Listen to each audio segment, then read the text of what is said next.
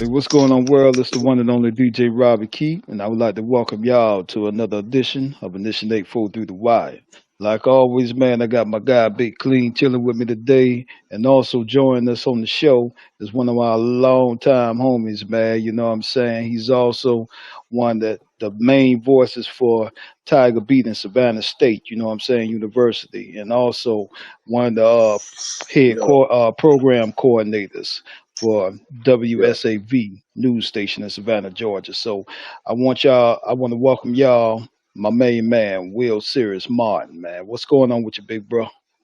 What's up, brother? What's So, up, brother? How you doing? Cooler, Yeah, man. man. Cool. so I appreciate the invite, man. It's been many years since I seen you and Clean, man. So it's an honor and a pleasure, man. It's a lot of life been lifing since the last time we ran into each other. So I'm Most glad to be definitely. here, man. Yes, yeah, man. Hey, any day that we can see another day, man, is a blessing all by itself. You know what I'm saying? For So, sure. so yes, definitely, indeed. man. Actually, Yeah, bro, you is a true testament what to a grind look like to all them young brothers and sisters who ever really wanted to crack into this industry. This man is a true, like, cornerstone of how to come through it. Because I remember back in the day before we had social media, this was the man we had to link into who gave us our platform.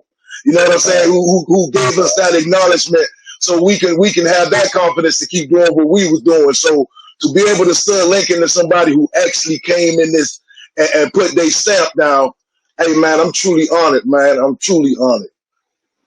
Well, man, Definitely. it was a labor of love, because it's like as a student at Savannah State, I never even realized that I wanted to do something called mass communications. Where I'm just one person delivering a message to a mass audience of people.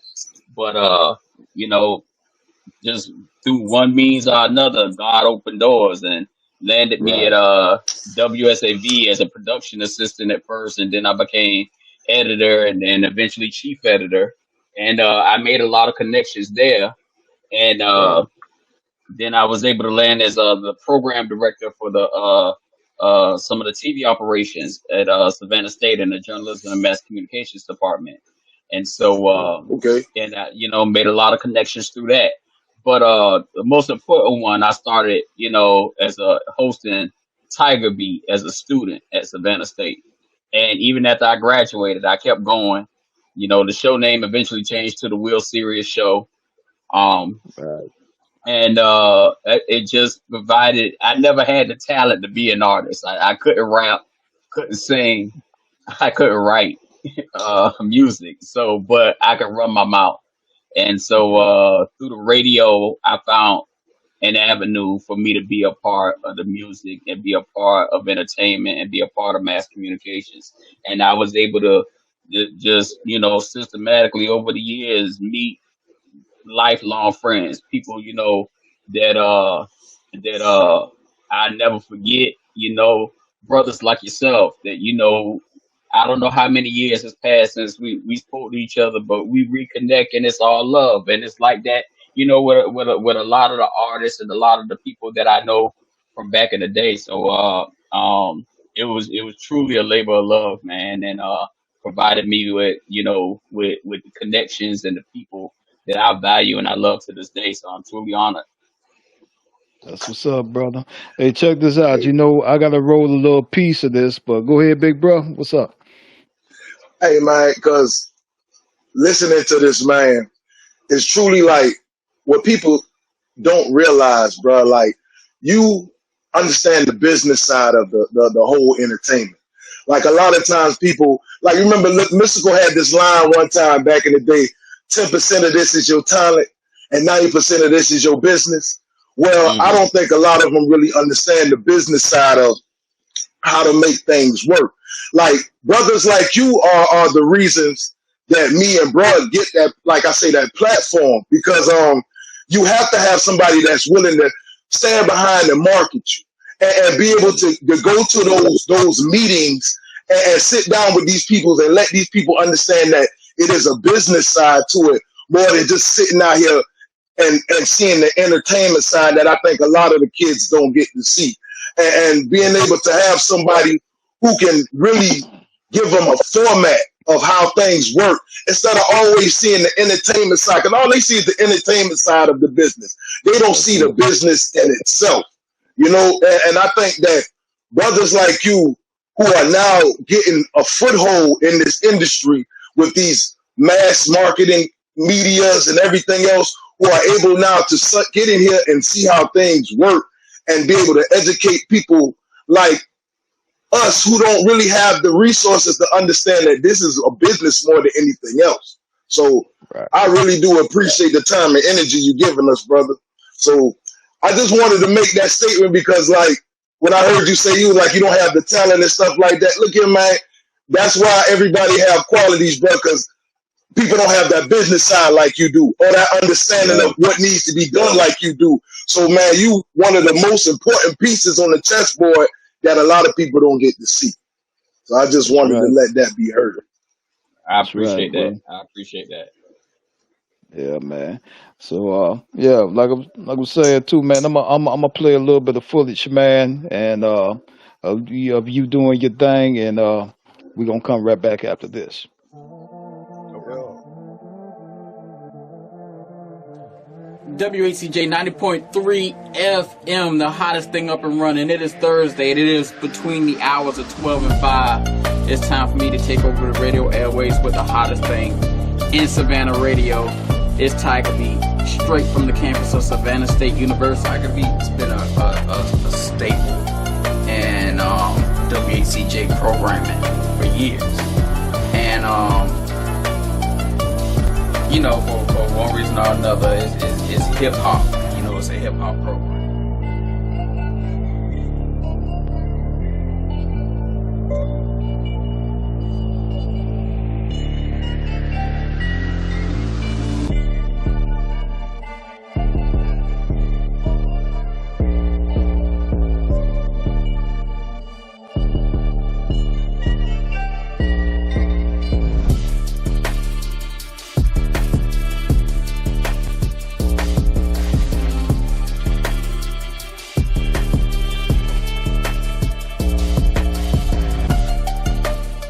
Well, check this out, bro. You know, hey, we just peeped out the piece there, man, and definitely, man. You know, you're doing your thing, so we loving it, man. And like I said, once again, you know, we appreciate you coming through for us. You know what I'm saying? But Most tell me definitely. something, man. Tell me something. What was some of the main challenges that you had, man, throughout your career with just doing this whole thing all together, man? Man, the biggest obstacles, like if you go on to watch that story, it talked about like some of the health issues that I had to face. You know, Yeah, it it's like when I was 4 years old, I was diagnosed with type 1 juvenile diabetes. And so Right. by the time I was in my late teens, early 20s, like it had really, really taken a toll and like really beating up on my body and whatnot. You know what I'm saying? So yeah, um, I think like my sophomore year of college, it pushed me into like an end stage kidney failure situation. And so it was at the point that it was so bad. It was just like I was losing vision. Like I couldn't even see well enough to drive around anymore. You know, and at one point I was told by medical staff that I would probably need to learn to read Braille because I was going to lose my eyesight. So yeah, it's learn to read Braille. So when I do lose my eyesight, I can continue studying or whatnot. So take a break from college, go and take care of that and prepare for life without vision and different things. And so right. things was looking real bleak for a minute. And I come from a praying family. I come from a mother and father that believe wholeheartedly in God. My That's father right. told me, to look toward the heavens where my blessings come from.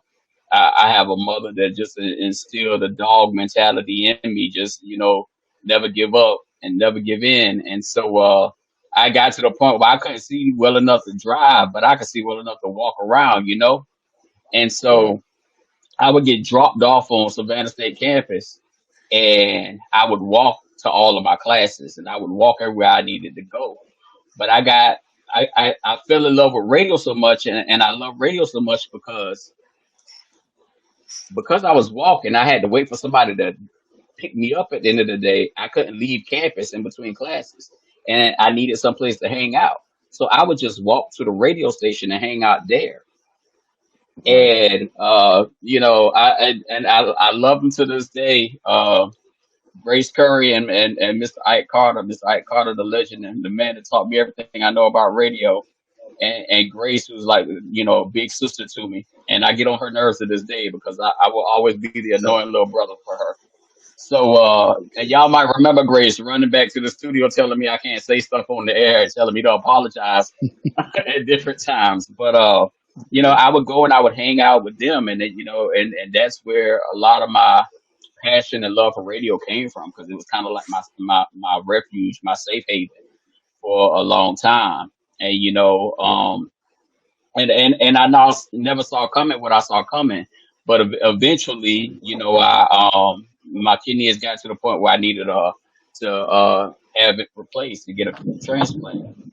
And so in that process, when I was getting evaluated for a kidney transplant, the transplant team down in Miami, University of Hmm. Miami, were like, basically you've been healthy your whole life other than this. If we give you a kidney and a pancreas that works at the same time, we might essentially, you know, create a whole new situation for you. And Right. so Yeah.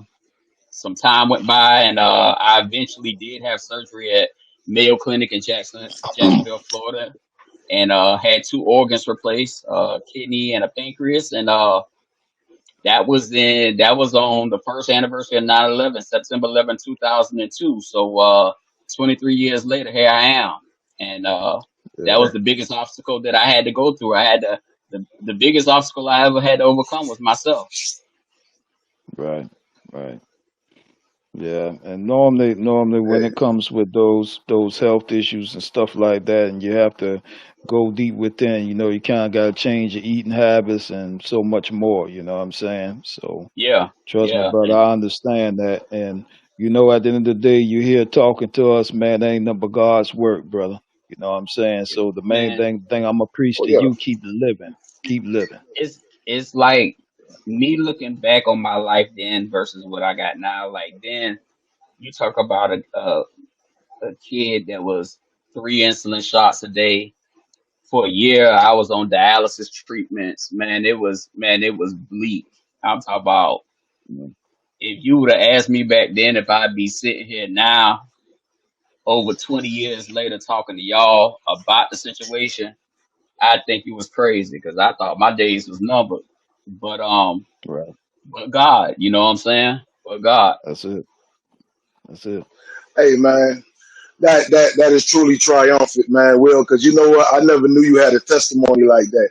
Because bro, every time I heard you on the radio, every time I heard you out there in the media, you always were full of energy, man, and full of life, man. I never knew you even had those kind of transgressions going on, man.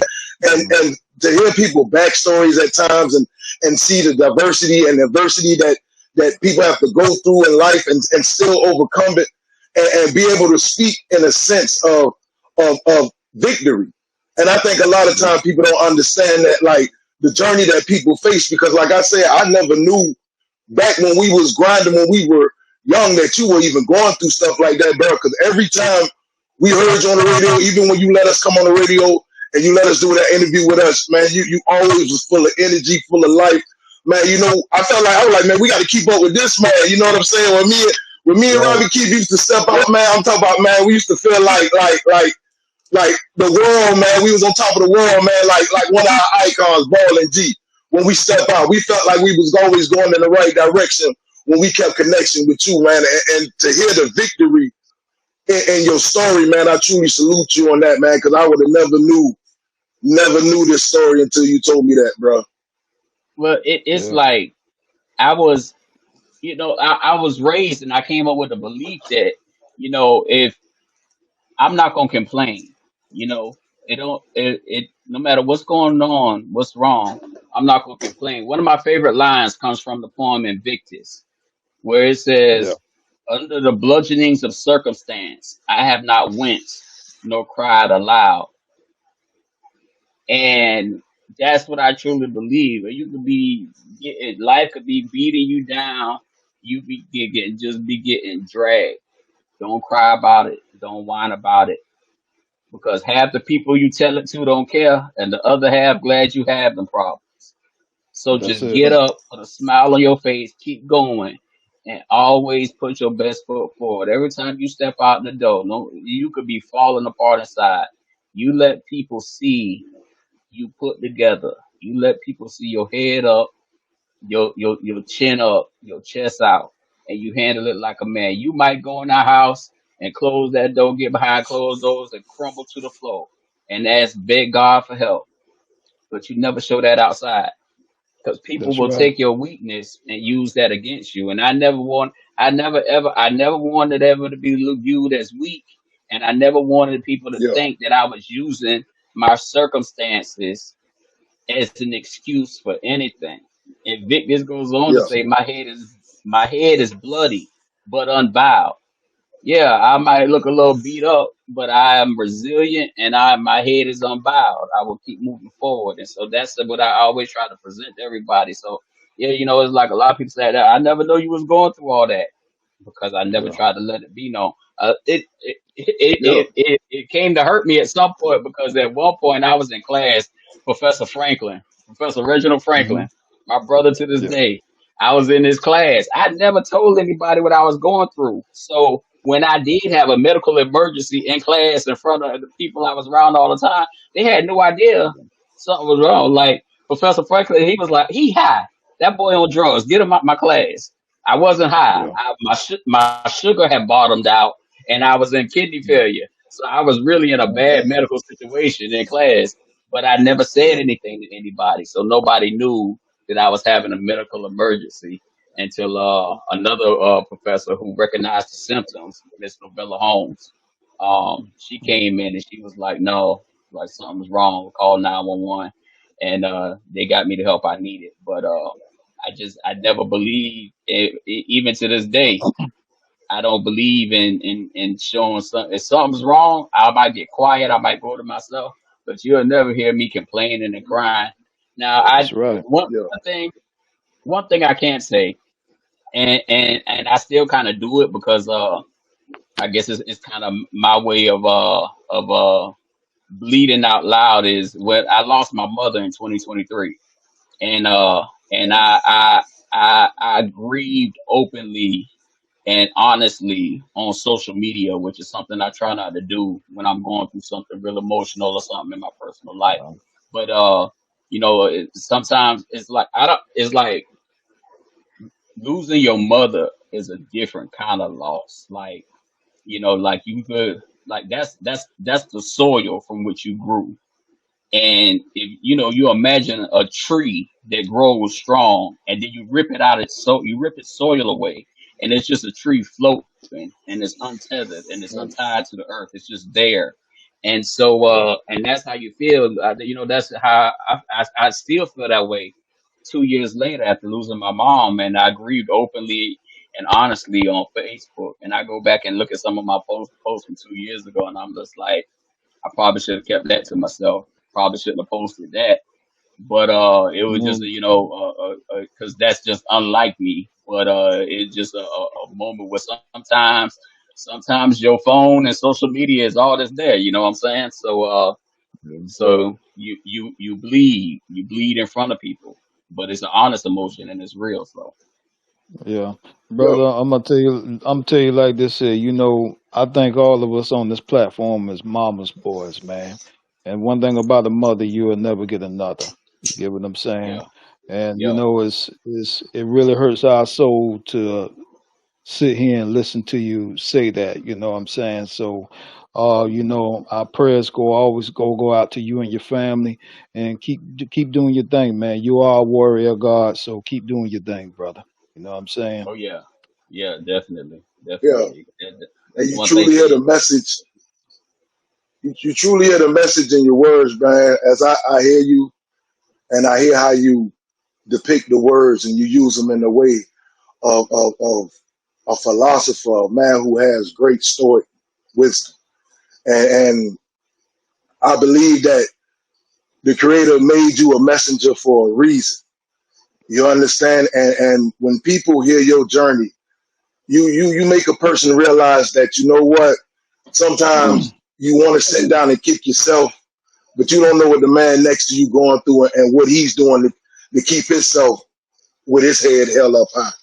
And I truly believe a lot of people need to hear more of these conversations to realize that this world is nothing but a journey. It's a hmm journey, and it's full of smiles and cries. And with you being open and honest on social media, I believe a lot of people have done that and felt the backlash of it. But a lot of people might not know how to step back from that and still take that as a stepping stone to move forward. So being able to hear people talk in the sense of letting people know that you're not just on an island out here in this world, that we all go through trials and tribulations, but we can hmm overcome them. Once again, man, I totally appreciate this conversation with you, because this is what we try to have on this show, to peel back the Right. layers. And a man who comes from media, I know you have the deepest insight on how media can sometimes throw the rock and hide his hand. And we're gonna leave it like that, because we're not gonna make anything look messed up. But in the Right. true Right. honest of a conversation, we can see things sometimes for what it is. So Right. Yeah. Yeah. Right. Right. So yeah, man. It's like I said, life has been life, but it's all about perseverance, getting up and pushing through. Taking the good with the bad, and keep rolling with the punches. It's like that. That's all we got. Yeah. Definitely, brother. Like I said, it's a blessing, man. Everything. We all here for a reason to serve a purpose, bro. You know what I'm saying? And hmm whatever we put out there to make sure it keeps going. So yeah, man, but yeah. that's right. I wanted to holler at you too, man, because I wanted to actually talk about some of your projects that you actually did. And Okay. one of them that I have here, um it seemed like it was a real serious piece of work for you. It's called Savannah Feed the Hungry. Tell us a little something about Oh that, bro. yeah. Okay. So this was a documentary that I did. Um, I went to the Georgia Film Academy to get a certificate in film production, and one of my colleagues, Kareem McMichael, and this was a project, a documentary that I had always wanted to do. Like I said, I met a lot of people in networking while I was working at WSAV. So Carl Gilliard, a good friend of mine, State Representative Carl Gilliard now in Georgia. Um, Mm, Carl Gilliard was the founder of an organization called Savannah Feed the Hungry that has fed hundreds of thousands of people across the Southeast to date. Great organization, great people. And I used to do the morning show for WSAV. After I started working for Savannah State, I was working for WSAV part time, and I did that from 2011 to 2017. So I was doing both jobs for about 6 years, and I would do, but the only time I could had to do WSAV was on Coastal Sunrise in the morning. And so Kim Gusby used to host a segment where she would bring in community leaders and different folks into WSAV. I know uh, you in New York, so WSAV, for those that don't know, is the NBC affiliate here in Savannah. And so Yeah. Carl Gilliard was one of the guests that would come in and do the morning show. He would do a segment every week.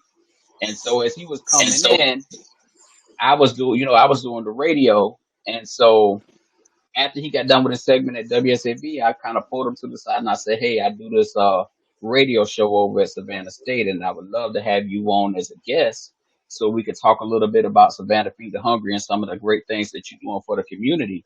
And he agreed and he came on. And during that interview, I learned that, like this man went from being one of the top selling car salesmen in the South to, Mm. he had a nice house over on the south side of Savannah, 2 cars, kids, a wife. He had all that. And then the economy tanked and people stopped buying cars. And this man started going through a hard time. He lost his home. He lost one of his cars. So he went to all a house, 2 cars, family, to him and his family living out of one car and being homeless. And out of that homelessness and that misery and pain that his family endured, out of that, they gave birth to the organization Savannah Feed the Hungry. Through trying to help themselves pull themselves out of that predicament, they would try to help others and lift their brothers and sisters along as they came up. They would try to pull those along with them. And, you know, like I said, to date, the organization that they founded out of their own misery has fed hundreds of thousands of people across the Southeast. And he is now a state representative called Gilliard, a great man of distinction and honor, a man that I call my brother. I got much love for him and his entire family to this day. So I directed that documentary. It was one an idea that I just had, and so I needed a team. And when I went through the Georgia Film Academy, some of my classmates from the class, we needed something to shoot, and my good friend, my brother, and colleague Kareem McMichael, he signed on to produce the project. And so we made that documentary and we won some awards. We were honored by the governor and the state of Georgia and House Resolution 661 for our work on that documentary and our contribution to the film scene in the state of Georgia. So it really did do a lot more for my career and for the community than I ever imagined that it would, and it was seen by more people than it was bigger than anything I ever thought I'd do. So I'm very proud of that work, and I'm very proud to know the Gilliards and be able to that they trusted me enough to be able to tell this story in the way that they did and let me in and treat me like a family, like the way that they did, and they still do. That's what's up, brother. And check this out, man. That show, we definitely have to get that from you, man, so we can post that on the website. Because what we do is all over the world, brother. You know what I'm saying? We want people to see everything that you're putting out, all the content, even from whether you're in the studio, doing your thing at Savannah State. We want people to see you, know you. So definitely get that stuff to us. You know what I'm saying? Definitely, definitely. Yeah, brother. it's good to put a So, face brother, with the work, man. It's good to put a that's face it. with the work, especially when you're doing things to help people in the community like that. A lot of times people don't get the recognition Yeah, for the positive factors that they bring. So keep on, man. and Keep and the on, good thing man. Like, the good thing about it is, it's like when people do things from the heart and people do things that and they truly mean well, they don't do it for recognition, and that those are Right. those yeah, are the stories we need to tell. I don't know, I got a special kind of irritation for people that do Yeah. stuff for homeless people and different things and they record it and post it on social media, because who are you Here you trying to go, bro. impress, for one? And for Exactly. two, everybody deserves their dignity. It's like Yeah. it's like you don't. If somebody is down bad on their luck, if a man is hurting and you give him $1, you don't have to record you giving him $1. That's God knows right. you gave him $1. You know you gave him $1, and most importantly, that man know you gave him $1. You don't have to record that and You post it on social media, that's because leave that man with his dignity. Yeah. And what's Yeah. wild about that, man, I'm glad that you said that because we talked about the same thing on some episodes back, you know what I'm saying, of how people just done fell mad in love with the video cameras and stuff like that on the cell phone. It's like Hmm. nothing is, done from pure heart anymore. It's because they want, gratitude. Uh, People done lost their lives because they want to post to social media. And it's sad, how things is now. When we started doing what we was doing, man, we didn't have the opportunity to do all the social media stuff and things like we're doing now. But a lot of people Hmm. is using that stuff for the wrong reason, man. You know what I'm saying? So Right. it's Right. it's it's I think it's definitely a killer when it comes to, some of the things that's going on right now in this world. You know what I'm saying? Right. Exactly.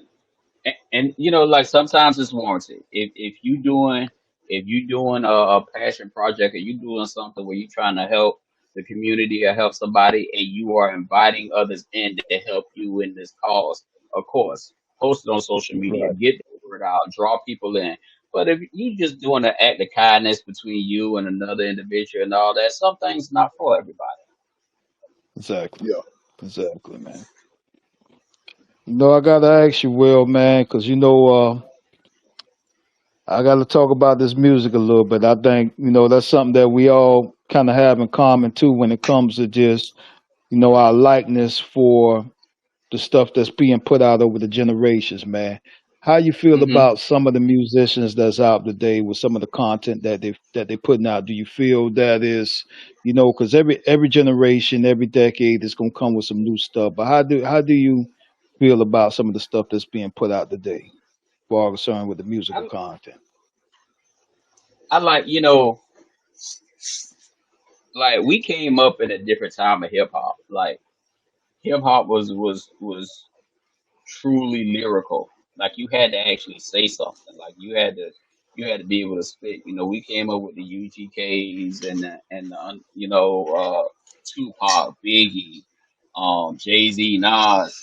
We came up in the era where 8 Ball MJG, where lyrics meant something. Like I the mumble rap thing hit the scene, and I absolutely hated it because I'm like, what are they actually saying? Like, what's going on? Like, cause so I'm a very lyrical hip hop listener. So the lyrics mean a lot. But I mean, there are artists today that I like. The baby, he be spitting. Um um there are some artists that I do enjoy listening to, but man, I don't know if we'll ever see an era or something like what we seen. You had Andre 3000 out there. You had Tip, doing his thing in his heyday. You had some brothers that was really really Luda, like really Yeah. saying some stuff, and that's what drew me. That's what drew me a lot to the music scene and hearing artists that I had never heard before. And like Clean said earlier, like when I really was, you know, bringing artists in and giving them a platform to get their music played, this was before social media. Now everybody got a Right. platform. You want to be an Right. artist, you go in your mama basement, make a song, come back, post it on social media, and and There you everybody go. can hear it. Yeah.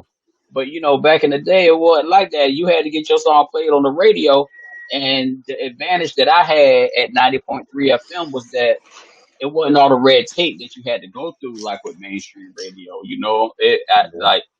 I didn't have to adhere to what the commercial and the mainstream companies wanted and the people that were paying the bills, because I worked in non-commercial radio. Nobody was paying the bills, and I could play what I Yeah. wanted as long as I didn't do anything to get me kicked off the air by the FCC. So Right. that gave me an opportunity to reach out to artists that weren't mainstream and artists that were, but they were really saying something. Like the music was real, the lyrics was real, like the lyricism, and really being an artist that was able to actually spit.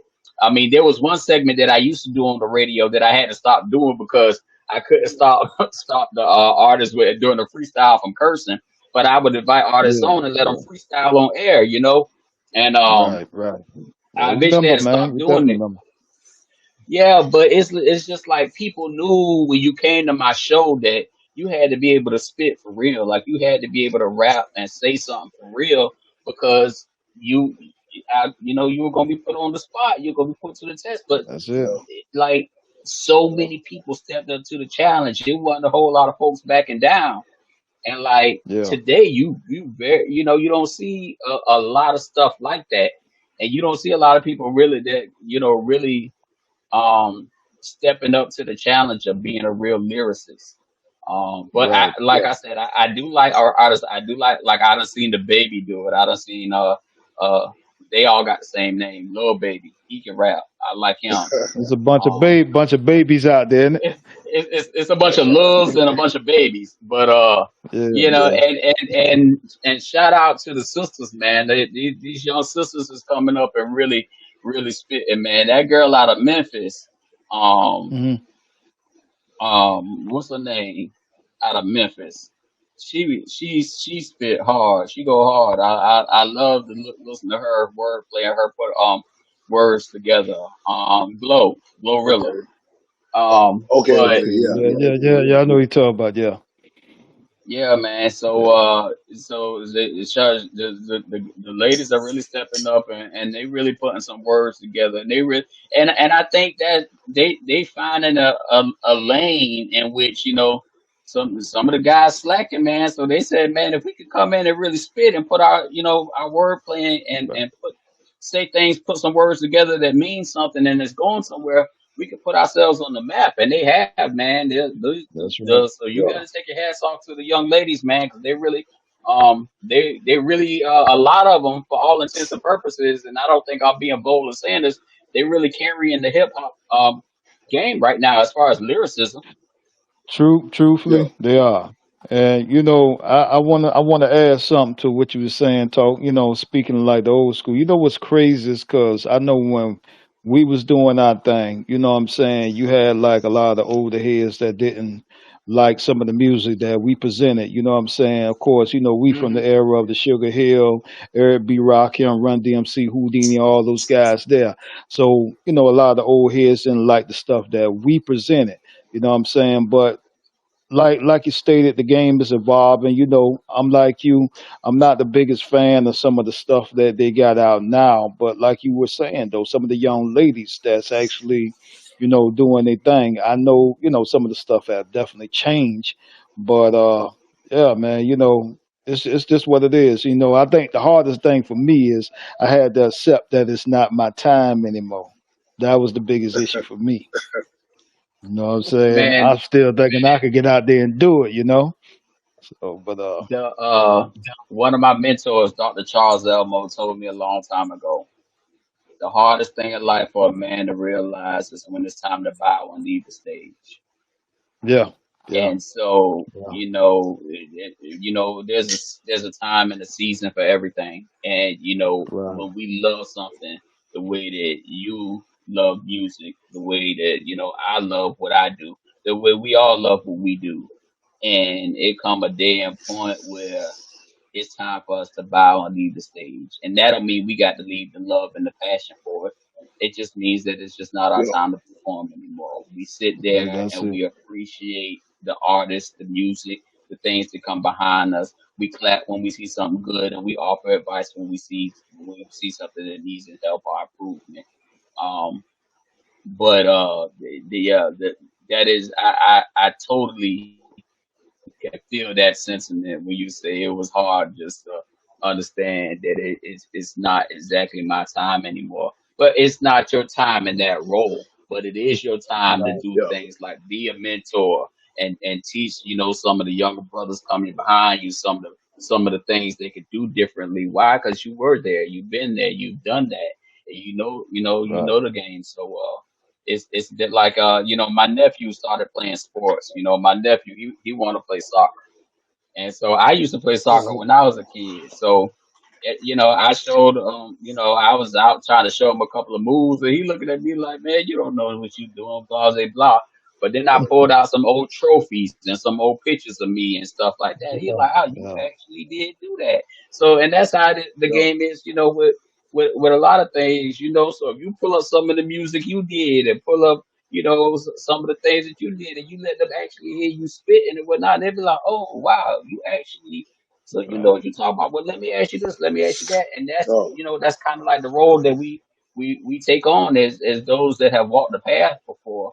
Like Jay Z said, Hov did that, so hopefully you ain't got to go through that. So hopefully and all we can do is give the advice. They don't have to take it, but we can offer it. Yeah. exactly. Yeah. Be the elder statesman now. And I was really just taking in this conversation because, you know, to have these conversations is really relevant to basically what we see as our culture. Now, I'm in total agreement with y'all guys about the new generation and how they come through. But the message, I think a lot of times, like, well, yeah, when we were coming up, it was lyrical. You had to have a message. You had to come in there. You had to say something because it was a message you was getting. I feel like when I listen to the music now, everything is just trending. It's trending. Like, if it's catchy, then everybody gonna do it. But they gotta realize you still teaching a generation of people up under you. So don't let the message run away from what hip hop was always about, and that was empowering us. You know what I'm saying? You got to realize that Right. these messages do nothing but empower us. And the power of song been with our people ever since 400 years ago. And I think people really see that a nation of people are moved through sound, through music. Right. And now that we have this position in hip hop that we never had before. I think, man, this is when we have to be more elder statesmen and let them understand it's certain things that you got to be accountable for. Like, I'm not knocking all the hustles and everything like that. But, when you give this message, a lot of people who don't understand what the hustle really is, they take that message as truths. And then they get caught up in the foolishness of life. You know what I'm saying? Not Right. understanding that, baby, this ain't nothing but an entertainer. If you entertain, Right. then they doing their job. This is not how things work, and that's why we want to bring people like Real Serious to the front of the conversation because he's the truth of what's going on in this industry of what they selling you. And I think that a lot of times, bro, the message has to stay the same. There's nothing wrong with switching your style up. Like, you do your thing. Like, even when I talk to my kids, when you come up, you do your thing, you leave your footprint. But you got to realize the conversation is still a conversation. And that's to be Right. able to empower the people who still need to be empowered. So, man, it's like we are elder statesmen now. We can sit back and tell you about our journeys and everything else. And you don't have to always, like you say, follow in our footsteps. You can do it better than we can. And I salute anybody who can take it to the next level. So that's all I wanted to say, man. I really was just taking in the conversation and appreciating the conversation to a level of being able to discuss real factors that I think people don't talk about. Like, this is entertainment. Like, this isn't a way of life, youngsters. If you entertain, they doing their job, but you got to realize the way of life is looking at our guy Will Serious. He's I the mean, truth of how this thing's really work. you bring up an interesting point and a real point in that music traditionally from even from the our time. You know what? And I don't want to give the movie away for those that haven't seen Sinners, but Sinners No, is it's a good one. the way Coogler did Sinners to illustrate how music over the years from the days of our African ancestry to now is a way for us to culturally express ourselves and how the music speaks to the times and of what's going on during that day. And it not only speaks to that time, but it ties in the souls and the spirits and the energies of the past. And it brings all that together culturally. So in that music is a powerful thing. So I say that because we not only realize that, but record companies and big business and corporations realize that too. So that's why when we let our kids listen to music, we got to pay attention to what these big corporations and companies are putting putting their money behind and pushing to our kids to listen to. You hear the same Right. Yeah. song on the radio 15 times a day because it's an agenda being driven through music. So sometimes you got to Right. be like, hey, what that song say? Yeah, let's not listen to that. Let's listen to this, because music very often influences our culture. It influences our youth. And this is not just something that I'm speculating. It's been studied. It's scientific research that shows that music influences culture. Music influences society. Music influences mood, attitude. And you can see that in everyday life. Yeah. When you not feeling happy about something, you feeling down, you feeling sad, what you listen to? Music that Yeah. coincides with that. If you feeling upbeat, you feeling happy, you feeling like you want to get turned up, you listen to music to bring that feeling forward. You in the car, you vibing, you jamming, you listen to something crunk. But if you get in the car, you don't Yeah. had it all day, you don't feel like you put on something mellow. You want to cool out, chill, ride home with something soft. So music very often dictates our mood, our attitudes, and it can very often dictate the decisions that our young brothers and sisters Yeah. make when you listen to Yeah. music that's constantly pumping negative thoughts, violence against your brothers and sisters, violence as a reaction to something that's not even worth a violent reaction. Oh, you disrespected me. Now I got to go up the block and do all this other nonsense to you. Right. And when Yeah. you think about it, like, and I try to impart this on my nephew, my nephew, my daughter, my niece, it's just like, think about it. If it's not, is it gonna Yeah. matter 7 days from now? And if it is gonna matter 7 days from now, is it gonna matter a year from now? And if it's gonna matter a year from now, will it matter 5 years from now? And if the answer to any of those questions is no, then think about your reaction to it and how much energy you devote to dealing with whatever. Sometimes it's better just to Yeah. Right. let something go Right. than to put some energy into it that's going to affect you for the rest of your life. I wish a lot of our brothers and sisters that put themselves in bad situations and now they done lost 15, 20, 30, 40 years of their life behind one bad decision about something. Had they thought Yeah. about it, wouldn't even matter 7 days after that. Yeah. Yeah. Pour some Brother water heard on that, it, bro. Will. Yes, sir. Yes, sir. They got to grow from this conversation, man. That's what it's about, making them grow, making them see things in a different perspective. Because a lot of time, the power is in the conversation and And it's not realizing just that music is truly an entity. and it's not just music. It's whatever you feed in your soul. Music, Yeah. television, um, social media. We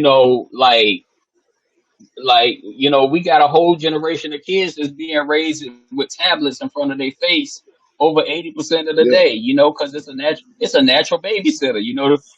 Get a Preach, baby the bro. phone or Preach. get a baby the tablet and let the baby sit there and Right. watch that. Because then I don't have to worry about him. I don't have to. I know that he just sitting there watching his tablet. He good, but what is he Yeah. Yeah. consuming? What is going into that child's spirit?